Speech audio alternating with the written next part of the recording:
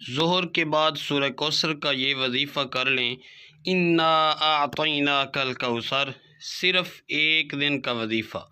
لوگ دروازہ کھٹکھٹا کر پیسے دے جاتے ہیں۔ بسم اللہ الرحمن الرحیم۔ محترم ناظرین، ظہر کی نماز کے بعد یہ وظیفہ پڑھ لینا۔ قسمت کے اگر بند تالے نہ کھل جائیں تو پھر مجھے کہنا۔ تقدیر میرے دوستو ایسی بدلے گی، دنیا دیکھے گی۔ فوراً جو بھائی بہن چاہتے ہیں کہ فوری طور پر ان کی جو زندگی ہے اس میں وہ خود اپنی آنکھوں سے غیبی مدد کے نظارے دیکھیں، غیبی مدد کو آتے ہوئے دیکھیں، تو یہ ضروری نہیں کہ نماز ظہر کے فوراً بعد آپ یہ وظیفہ پڑھیں۔ جیسے ہی ظہر کی نماز ہو جائے نماز آپ پڑھ لیں۔ اگر آپ لوگ نماز کے فوراً بعد چاہتے ہیں تو فوراً بعد یہ وظیفہ پڑھ لیں، چاہتے ہیں تو کچھ دیر بعد سکون سے چلتے پھرتے یہ وظیفہ پڑھ لیں۔ کوئی اس میں پابندی نہیں ہے کہ نماز پڑھنے کے فوراً بعد جائے نماز پر بیٹھے بیٹھے یہ وظیفہ پڑھنا ہے۔ وہ بھائی بہن جو اس ویڈیو پر آئے ہیں اپنی پریشانی کو، جن کو کئی سالوں سے پیسوں کا مسئلہ ہے، دولت کا مسئلہ ہے، وہ تمام میرے بہن بھائی بڑی توجہ سے، بڑے غور سے اس ویڈیو کو ضرور دیکھ لیجئے گا۔ انشاءاللہ اللہ پاک نے چاہا تو آپ کے رزق کے، دولت کے، پیسوں کے مسائل فوری طور پر حل ہو جائیں گے۔ آج آپ تمام ناظرین کو سورہ کوثر کا وہ خاص وظیفہ بتانے لگا ہوں۔ آپ لوگوں کی قسمت ایسی چمک جائے گی کہ آپ لوگ خود مجھے دعائیں دو گے۔ ناظرین، آپ لوگ لازمی اس ویڈیو کو دیکھتے ہوئے جو وظیفہ آپ کو بتانے لگا ہوں اپنی زندگی میں صرف ایک دن یہ وظیفہ آپ کو پڑھنا ہے۔ پوری زندگی میں یہ وظیفہ آپ کو یہ نہیں کہ آپ کو روزانہ پڑھنا ہے، چاہیں تو آپ پڑھ سکتے ہیں، لیکن یہ عمل جو ہے، یہ وظیفہ جو ہے آپ کو ایک ہی مرتبہ پڑھنا ہے۔ انشاءاللہ ایک مرتبہ پڑھنے سے ہی آپ کی مالی مشکلات اللہ پاک کے حکم سے فوراً حل ہو جائے گی۔ کتنی بھی پیسوں کی تنگی ہو، فقیر بندہ بھی اگر اس ویڈیو کو دیکھ رہا ہو، جس کی جیب میں 10 روپے کا نوٹ بھی نہ ہو، غیبی مدد ہوگی کہ اس کو اگر وہ رات کو یہ وظیفہ پڑھ کے سوئے صبح مالا مال ہو جائے گا، صبح یہ وظیفہ پڑھ لے تو شام تک پیسوں کا بندوبست ہو جائے گا۔ اس وظیفے کو کرنے کے بعد آپ کی مالی مشکلات، جو پریشانیاں ہیں رزق اور دولت لے کر، اور اگر سالوں سال آپ بے روزگار ہیں، رزق کی تنگی کی وجہ سے آپ شدید پریشان ہیں، آپ کو اللہ پاک کی ذات پہ یقین کرتے ہوئے بے حد آزمودہ اور مجرب وظیفہ آپ نے پڑھ لینا ہے۔ یہ بہت ہی آسان وظیفہ ہے، کوئی مشکل وظیفہ نہیں ہے، اور پڑھنے کا جو طریقہ ہے وہ بھی آپ کو بالکل آسان طریقے سے سمجھا دوں گا۔ یہ عمل ہے وہ اس وظیفے کو کر لیں۔ انشاءاللہ اللہ پاک ایسا معجزہ فرمائیں گے کہ اللہ ایک ایسا کرم فرمائیں گے، آپ کی تمام مشکلات، پریشانیاں ختم ہو جائیں گی۔ ایک جگہ روایت میں آتا ہے کہ نبی کریم صلی اللہ علیہ وآلہ وسلم نے فرمایا، اے عبداللہ بن قیس، کیا میں تمہیں جنت کے خزانوں میں سے ایک خزانے کے متعلق نہ بتاؤں؟ تو عرض کہ یا رسول اللہ صلی اللہ علیہ وسلم کیوں نہیں، ضرور بتائیں۔ تو آپ صلی اللہ علیہ وآلہ وسلم نے فرمایا، بس تم کہو نا گناہوں سے بچنے کی ہمت ہے، نہ نیکی کرنے کی طاقت، اور اللہ کی توفیق صحیح ہے۔ آج کا یہ خاص وظیفہ سورہ کوثر اللہ تعالیٰ کے صفاتی ناموں کا ہے، مگر اتنا طاقتور ترین اور جلیل القدر عمل ہے کہ ہماری جیسی ناقص زبان اس کو بیان نہیں کر سکتی۔ میرے آقا علیہ الصلوۃ والسلام کی شان بھی ہے، اس کے اندر مقام بھی ہے، اور بہت زیادہ خیر کثیر اس عمل کے اندر ہے۔ جو اس مبارک چھوٹی سی 3 آیات کی سورہ کوثر کو پڑھتا ہے، اس سے دوستی کرتا ہے، وہ مالا مال ہو جاتا ہے۔ اللہ تعالیٰ اس کو لاکھوں کروڑوں پتی بنا دیتے ہیں۔ یہ اتنا طاقتور ترین عمل ہے۔ ہم یہ تو نہیں کہہ سکتے کہ ہر انسان پڑھے گا اور ایک رات میں کروڑوں مل جائیں گے، یہ تو جھوٹ ہے، لیکن یہ لاکھوں کروڑوں پتی بنا دینے والا عمل ہے، جس انسان کو بھی ہم نے یہ اپنی زندگی میں بتایا، اللہ تعالیٰ نے اس کو مال و دولت بے حساب عطا فرما دیا اور حلال عطا فرما دیا۔ اور وہ سب سے بڑی بات یہ ہے کہ اس عمل کے کرنے والے کی اولاد خیر والی، فرما بردار والی ہو جاتی ہے۔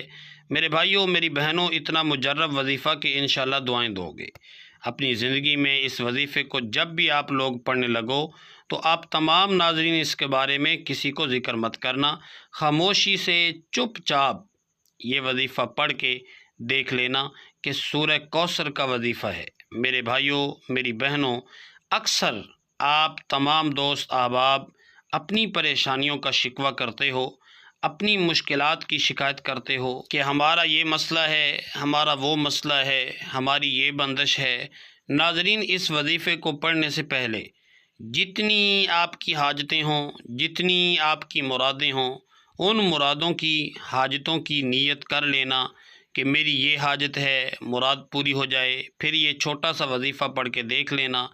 میرے بھائیوں، میری بہنوں، ابھی وظیفہ آپ پڑھ رہے ہوں گے اور غیبی مدد کے نظارے اپنی آنکھوں سے دیکھو گے انشاءاللہ۔ یہاں وظیفہ ختم ہوگا، وہاں انشاءاللہ کام ہو جائے گا۔ لیکن میرے بھائیوں، جس ترتیب سے بتاؤں گا، اگر آپ نے یہ عمل کر لیا تو جھولیاں اٹھا اٹھا کے دعائیں دو گے، ساری زندگی دعائیں دو گے انشاءاللہ۔ پوری زندگی اگر مانگنے میں، لوگوں کے آگے ہاتھ پھیلانے میں گزر گئی تو یہ ویڈیو مکمل دیکھ لینا۔ آپ لوگوں کی قسمت کے اگر بند دروازے ظہر کی نماز کے بعد یہ وظیفہ پڑھنے کے فوراً بعد نہ کھل جائیں تو پھر مجھے کہنا۔ بڑی سے بڑی رکاوٹ ہوگی رزق میں، بڑی سے بڑی بندش ہوگی، بد نظر ہوگی، وہ بھی انشاءاللہ ختم ہوگی۔ اللہ پاک نے چاہا تو اتنا مجرب اور خاص وظیفہ ہے، یہ سمجھ لیں کہ یہ اپنے سینے کا راز آپ تمام ناظرین کو بتلانے لگا ہوں۔ نماز ظہر میرے بھائی مسجد میں ادا کر لیں، اور میری بہنیں جو ہیں وہ سکون سے بیٹھ کر گھر میں ادا کر لیں۔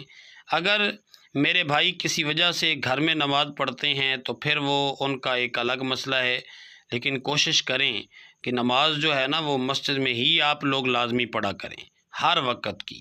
مثال کے طور پہ کوئی آپ کا ایسا مسئلہ ہوتا ہے کہ آپ نہیں جا سکتے، تو پھر اگر آپ نے گھر میں بھی پڑھی ہے تو گھر میں بھی پڑھنے کے بعد جو ہے وہ چاہے تو جائے نماز پر بیٹھے بیٹھے یہ وظیفہ پڑھ لیں، چاہے تو 10-15 منٹ، آدھے گھنٹے بعد سکون سے بیٹھ کر یہ وظیفہ عصر سے پہلے پہلے کر لیں۔ تو ناظرین، میری بہنیں بھی اسی طریقے سے عمل کریں۔ گھر میں جب پڑھتی ہیں وظیفہ تو چاہے تو جائے نماز پر بیٹھے بیٹھے پڑھ لیں، چاہے تو کچھ دیر بعد پڑھ لیں، لیکن عصر سے پہلے پہلے آپ لوگ یہ وظیفہ لازمی پڑھ لیجئے گا۔ سب سے پہلے اپنی حاجتوں کی نیت لازمی کیجئے گا، چاہے ایک حاجت ہو، چاہے 10 حاجتیں ہوں۔ ناظرین، آپ کو ایک اہم بات بتا دوں، اگر اس وظیفے کے ساتھ آپ کوئی دوسرے وظائف بھی پڑھ رہے ہیں تو بھی کوئی مسئلہ نہیں ہے، پڑھتے رہیے۔ جو وظیفہ آپ پڑھتے ہیں اس کے ساتھ پڑھ سکتے ہیں۔ مطلب دن میں آپ نے دوپہر میں، شام میں اگر مختلف وظائف کیے ہوئے ہیں تو اس دن آپ یہ وظیفہ بھی پڑھ سکتے ہیں۔ جتنے آپ نے وظائف کیے ہوئے ہیں کوئی پابندی نہیں ہے اس وظیفے کو پڑھنے کی کہ اس دن آپ جو ہے وہ یہ وظیفہ نہیں پڑھ سکتے۔ سب سے پہلے اپنی حاجتوں کی نیت کر لیں، چاہے ایک حاجت ہو، چاہے 10 حاجتیں ہوں، چاہے وہ 100 حاجتیں ہوں، جتنی بھی آپ کی حاجتیں ہوں ان کی نیت کر لیں۔ مثال کے طور پر آپ کو ذاتی مکان چاہیے تو یہ نیت کر لیں کہ مجھے ذاتی مکان مل جائے، میں اس کے لیے یہ وظیفہ پڑھ رہا ہوں۔ اگر آپ کو کوئی بڑی رقم چاہیے تو یہ نیت کر لیں کہ مجھے کوئی بڑی رقم مل جائے، میں اس کے لیے وظیفہ پڑھ رہا ہوں یا پڑھ رہی ہوں۔ حاجتوں کی نیت جو ہے وہ کر لیں، اس کے فوراً سے بعد آپ تمام دوست احباب سکون سے بیٹھ جائیں۔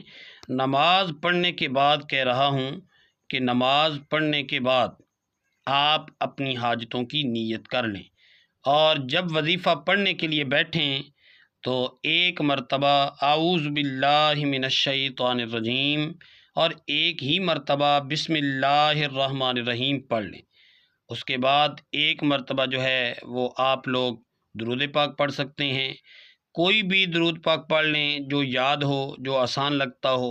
درود ابراہیمی پڑھ لیں یا سب سے چھوٹا درود پاک صلی اللہ علیہ وآلہ وسلم پڑھ لیں۔ درود ابراہیمی ایک بار ثواب کے طور پر میرے ساتھ بھی پڑھ لیں، اللہم صلی علی محمد وعلی آل محمد کما صلیت علی ابراہیم وعلی آل ابراہیم انک حمید مجید۔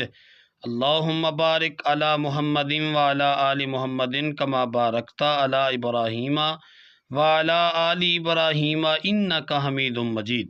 درود پاک پڑھنے کے فوراً بعد اب میرے بھائیوں، میری بہنوں، ایک سیکنڈ کی بھی ویڈیو اب اگر آگے کی تو وظیفہ آپ کی سمجھ میں نہیں آئے گا، تو اس لیے ہاتھ جوڑ کے گزارش کر رہا ہوں کہ اگر اپنی پریشانیوں کو ختم کرنا چاہتے ہو تو ایک سیکنڈ کی بھی ویڈیو جو ہے وہ آپ لوگ آگے نہ کیجیے گا۔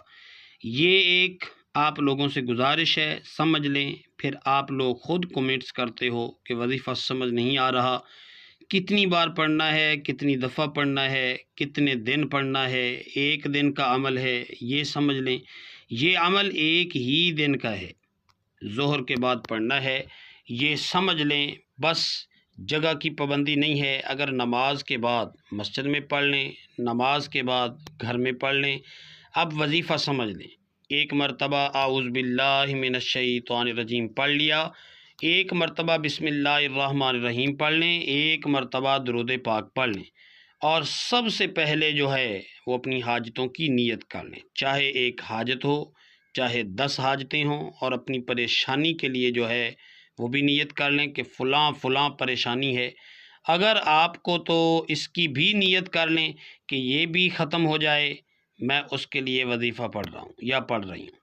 اب آپ لوگ جتنی نیتیں کر لیں، اس کے بعد آپ لوگ اعوذ باللہ من الشیطان الرجیم اور بسم اللہ الرحمن الرحیم اور ایک مرتبہ درود پاک پڑھنے کے بعد فوراً سے آپ لوگوں کو سب سے پہلے آپ تمام دوستوں کو سورہ کوثر پڑھ لینی ہے۔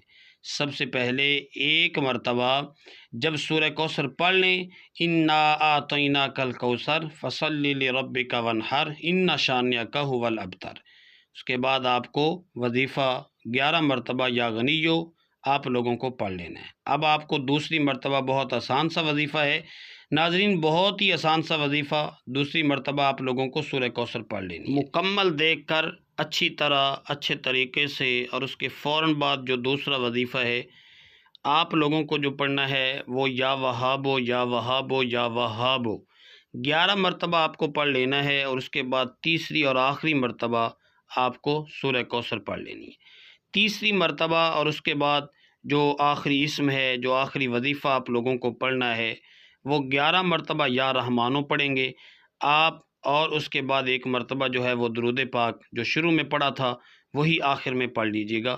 ناظرین، وظیفے کا طریقہ کار ایک بار پھر سے سن لیں تاکہ کوئی غلطی نہ ہو۔ سب سے پہلے اعوذ باللہ من الشیطان الرجیم بسم اللہ الرحمن الرحیم، پھر ایک مرتبہ درود پاک، پھر اس کے فوراً بعد ایک مرتبہ سورہ کوثر، پھر 11 مرتبہ یا غنیو، پھر اس کے بعد ایک مرتبہ سورہ کوثر، پھر 11 مرتبہ یا وہابو، پھر ایک مرتبہ سورہ کوثر، پھر 11 مرتبہ یا رحمانو، پھر آخر میں اس کے بعد درود پاک پڑھ لیجئے گا۔